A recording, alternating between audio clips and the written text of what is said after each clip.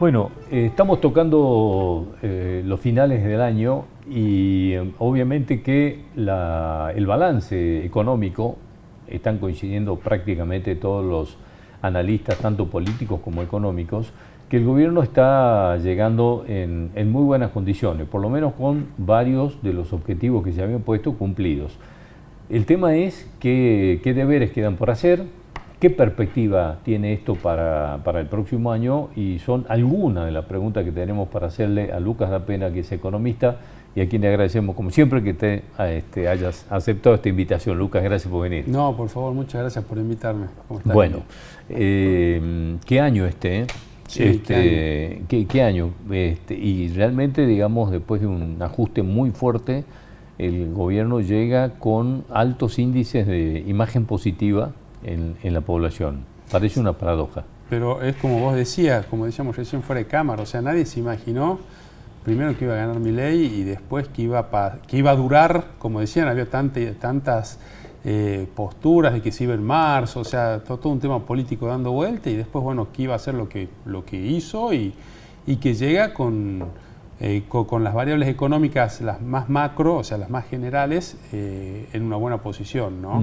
Así que la primera lectura es esa, o sea, un sentido común absoluto, un pragmatismo absoluto en el tema ese de déficit cero, el famoso no hay plata, con todo un costo social atrás en cuanto a dónde cortar, que eso fue lo que hemos charlado más de una vez a lo largo de este año. O sea, bueno, la plata no alcanza. Sí, teóricamente es muy lindo decir la plata no alcanza, pero cuando uno dice dónde cortamos para que lo que entra sea igual a lo que sale, siempre hablando del gobierno nacional y el presupuesto, o sea, los ingresos del gobierno nacional, se complica mucho para ver qué es lo que se cortaba o por dónde se cortaba, ¿no? Así que bueno, esa fue la parte, llamémosle, más dura de todo este ajuste que hubo, y ya ahora a fin de año con una percepción, vos lo dijiste recién también, o sea, lo bueno es que en general la población se da cuenta que cuál es el objetivo de esto. Acá, más que ideológico, esto fue sentido común de decir, bueno, entran 100 pesos, se gastan 100 pesos y después vamos a ver cómo nos vamos acomodando, ¿no?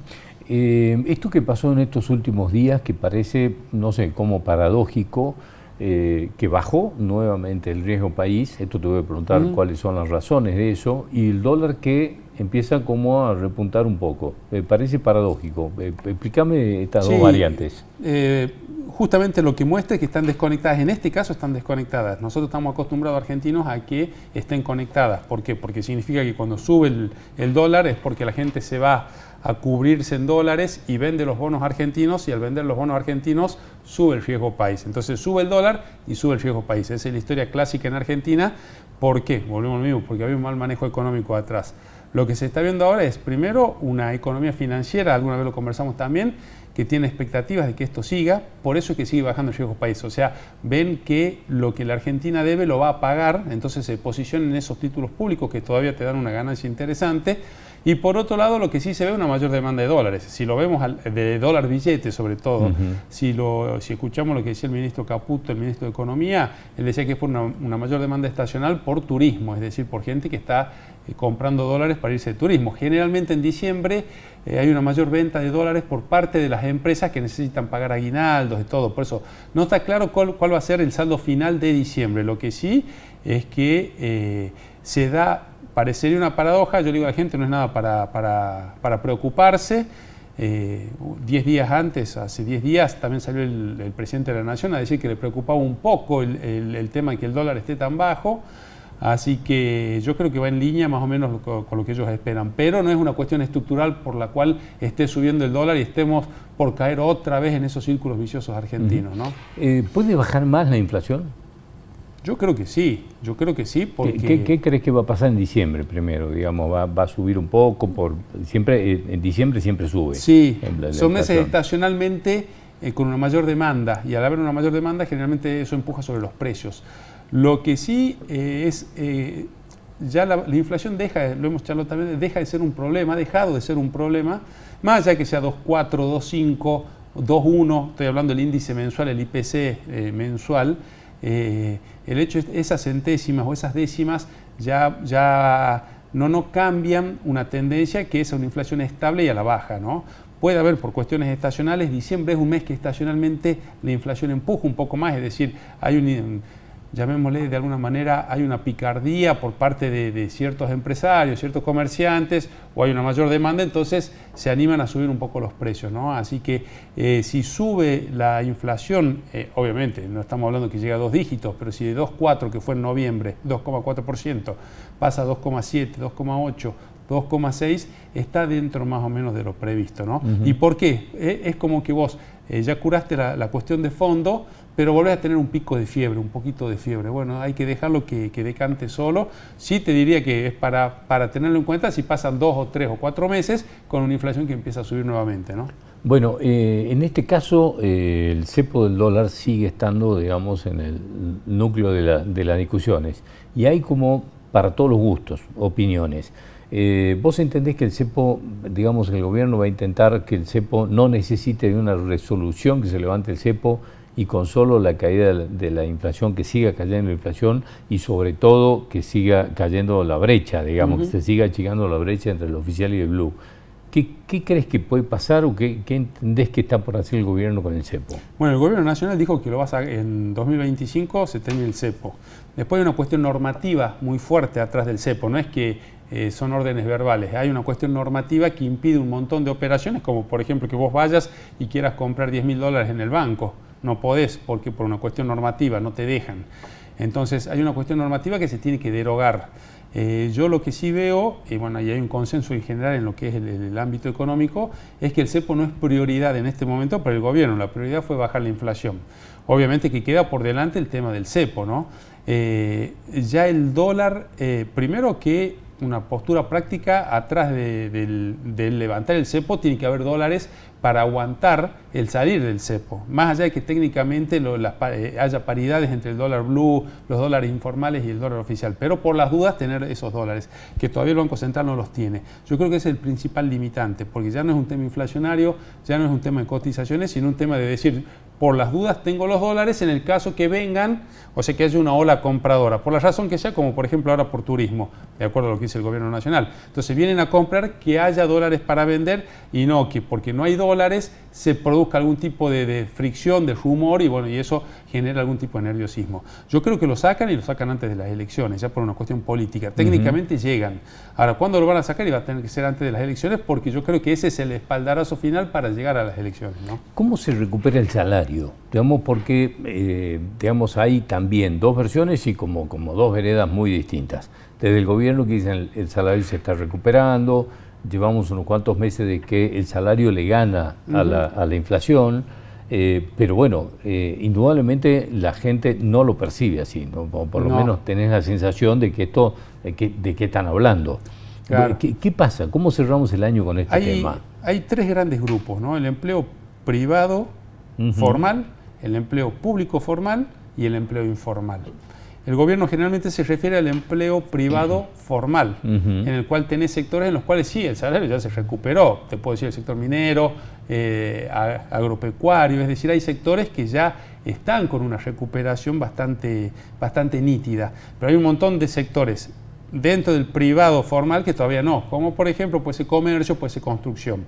Pero los números del empleo privado formal en términos generales dan esa postura que dice el gobierno. Ahora, ¿cuál es el otro tema? Primero, el salario público formal, es decir, los empleos públicos, que son los que sufrieron el gran ajuste. Bueno, fueron las propuestas de campaña del presidente actual, achicar el Estado, y dentro de esa achicar el Estado también disminuir el tema en términos reales del salario, y después en provincias como la nuestra, que siempre lo decimos, el gran componente que tenés de empleo informal, ¿no? No nos olvidemos primero que en Salta 1 de cada 2 empleados está en negro, y de los que están en blanco 1 de cada 2 es público. Entonces, claro, obvio que no lo vamos a ver. Acá no se siente esa mejora, o sea, en términos generalizados. El que trabaja en el sector minero capaz que la siente, pero tampoco la anda contando. Y los números, lo que están registrando es ese sector privado formal. Pero el público formal y el informal todavía no les ha llegado esta mejora. Y dentro del privado formal también hay ciertos sectores que tampoco la están todavía... Claro, es que el informal, al no tener paritarias ni discusiones salariales ni nada, digamos, es una situación total y absolutamente distinta. Sí, totalmente. Pero fíjate vos, por ejemplo, el que corta el pasto. O sea, el que corta el pasto en las casas acá, en cualquier barrio de Salta. No te va a decir, yo te cobraba 5.000 pesos, pero ahora porque hubo una inflación de 130 te voy a cobrar 12.000 pesos. Pero voy a decir, no, me voy y busco otro. Por dar un ejemplo de un cuentapropista, ¿no? Sí. Y ni hablar de aquel que trabaja en una despensa, que trabaja en una empresita pyme. No hablemos de aquel empresario que por cuestiones malvadas los quiere tener negro, sino aquel que no le da para blanquear un empleado. Entonces prefiere tener el negro a no tenerlo.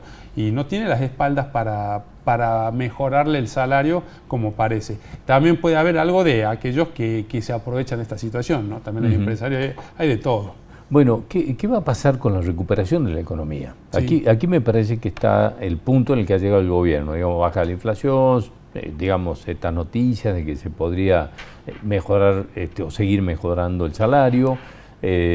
Algunos rubros que empiezan a tener como recuperación, pero en términos generales la economía ha caído. Sí. ¿Qué va a pasar? ¿Qué elementos se necesitan para esta recuperación? Y si abrir las importaciones puede ayudar a esto. Sí, bueno, dos cosas. Lo que ha ayudado muchísimo, primero, una cosa es que se recupere y otra cosa es que crezca. Nosotros estamos, como bien decís vos, Indio, estamos en la parte que se está recuperando. O sea, todavía no estamos creciendo. Es como cuando vos tirás una pelota y la pelota pega en el piso y rebota.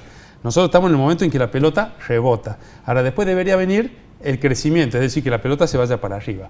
Nosotros todavía estamos en una etapa de recuperación que no llega, como lo decíamos recién, a todos los sectores por igual. Hay sectores que están muy rezagados todavía. Lo que sí hay son dos cosas, ¿no? Primero, el mercado del crédito, o sea, como consecuencia de la baja inflación aparece el crédito y eso ayuda mucho al desarrollo de la economía, ¿no? Pero por otro lado también tenemos una conducta que se ve, a ver, te doy un ejemplo, ¿no? Porque ha sido chocante, lo escuché en Laje, en el canal La Nación, el periodista Laje, pusieron una campera Prun, la pusieron ellos, campera de mujeres, que en Argentina sale $500 y la misma campera en un shopping en Chile, en Santiago, sale 250. Entonces, ¿a qué voy con esto? Que vos tenés un montón de precios que se van a tener que acomodar. Es decir, no puede ser que una campera fabricada en Argentina por argentinos, con toda la carga impositiva argentina, todo lo demás sale $500 acá y allá sale 250. Bueno, quienes tienen esos precios aquí hablan de la carga impositiva. Pero entonces, tampoco nunca es tanto, ¿no? Ajá. Por eso son las dos cosas. O Sí. sea, yo creo que el empresario va a tener que empezar a darse cuenta de que va a tener que bajar precios. Un ejemplo simple que yo doy siempre, yo tomo la yerba, la Rosamonte suave, ¿no? Le digo a la gente, la yerba mate, la paquete de medio kilo. Vos lo tenés que en el barrio donde vivo yo sale 1.800 pesos, pero en el súper sale 2.400. Y la otra vez estuve de viaje en Córdoba, salía 3.000 pesos, 3.400 pesos. O sea, todavía no hay precios para un montón de productos. Entonces, ¿cómo seguimos? Primero que van a tener que empezar a hacer gimnasia los empresarios no pueden cobrar cualquier cosa. Se acabó ese contexto inflacionario donde yo subía los precios y si se me iba la mano subiéndolo no me preocupaba porque después todos los precios subían y ya se me quedaba acomodado. O hacía una promoción para algunos clientes y con eso vendía. Yo creo que van a tener que empezar, si no a bajar los precios, a empezar a cuidarse, porque si no, no van a vender, ¿no? Entonces, yendo a lo que decías vos, primero, ¿estamos en recuperación? Sí. Vamos a ver si sigue fogoneando el tema del crédito, eso es importante. Pero por otro lado, desde el punto de vista, no del consumidor, que somos nosotros, sino de la parte empresaria productiva, empezar a cuidarse un poco con los precios, porque no pueden cobrar lo que quieren, ¿no? Porque la Unión Industrial hace pocos días, digamos, que tuvo Sí. un cruce fuerte con el gobierno. Ellos ahora dicen, bueno, nivelando la cancha. Claro. Nosotros vamos a competir, pero nivelando la cancha. Nivelar la cancha es bajarme los impuestos. Claro, nivelar la cancha es, yo puedo competir por ejemplo, contra los chinos, pero si los chinos pagan esto de impuestos, no me hagas a mí pagar esto de impuestos. Y también tienen razón. Y ahí viene uno de los puntos en los cuales sí hay todavía algunos cuestionamientos con respecto al tema de las importaciones y qué abrir de las importaciones. El gobierno salió a decir, no, nosotros estamos abriendo la importación de los bienes de capital. Pero también hay otros productos que ya se puede estar importando. Entonces, ahí sí hay, a ver, y hago un pequeño comentario con respecto a la época de la convertibilidad. ¿Por qué cae la convertibilidad? Porque el peso se vuelve muy, muy caro y nosotros quedamos fuera de mercados. Al quedar fuera de mercados, empezamos a vender menos, aparece, lo hago muy rápido, aparece un proceso recesivo, ese proceso recesivo genera mucho desempleo y una serie de cuestiones económicas más, pero hace que termine cayendo la convertibilidad. Yo creo que eso se tiene que cuidar ahora en cuanto a que ese desarrollo económico, cuidarlo. está bien, o sea, yo no soy un empresario que tiene que cuidar mi producto, pero sí creo que el tema impositivo es importante. Ya hablaron ya se derogó el impuesto, o sea, no es que se derogó, no se va a renovar el impuesto país, un tema importante, porque vuelta, no puede ser que nosotros argentinos paguemos un impuesto por comprar dólares, ese ya no se va a renovar. Después, de acuerdo a lo que dice el gobierno nacional, viene el tema de retención y el impuesto a los débitos. Son impuestos que sí hay que sacar, pero bueno, vamos a ver cómo se financia. Ahora, cuando habla el gobierno de esto, de sacar los impuestos, lo primero que se piensa es decir, pero ¿y el discurso del déficit fiscal?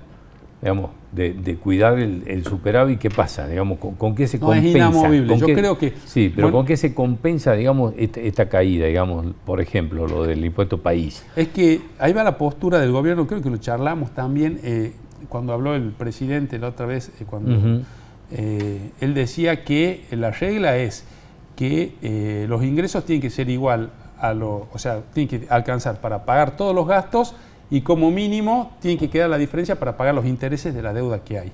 Entonces yo creo que no va a haber baja de impuestos si eso pone en peligro el equilibrio fiscal. ¿Por qué? Porque el equilibrio fiscal es la principal bandera que puede mostrar el gobierno. ¿En qué sentido? Que no hay más, o sea, hay inflación, pero es mínima la inflación que hay. Y en 8 meses, 9 meses. Así que yo creo que no va a haber una baja de impuestos agresiva o pronunciada, sino que se va a ir dando en base a cómo van avanzando las variables. ¿De qué depende eso? De que salgamos de un proceso de recuperación y empiece el crecimiento. ¿De qué depende eso? De dos cosas. Primero, que el crédito siga fogoneando, o sea, siga empujando esta recuperación, y después del tema de salir del cepo, ¿para qué? Para terminar de integrarnos como una economía. La gran apuesta del gobierno es déficit fiscal, o sea, seguir con el déficit fiscal, y la gran medida va a ser, para mí a principios, o sea, en el primer semestre del año que viene, para llegar con un impacto positivo hacia las elecciones, de sacar el cepo, ¿no? Con eso ya más o menos se normalizaría la economía, vamos a ver. Lucas, gracias por venir como siempre, no, muy por amable. Favor, muchas gracias. Y felices fiestas, si no te vuelvo a ver. Sí, igualmente. Hasta cualquier momento, muchas gracias.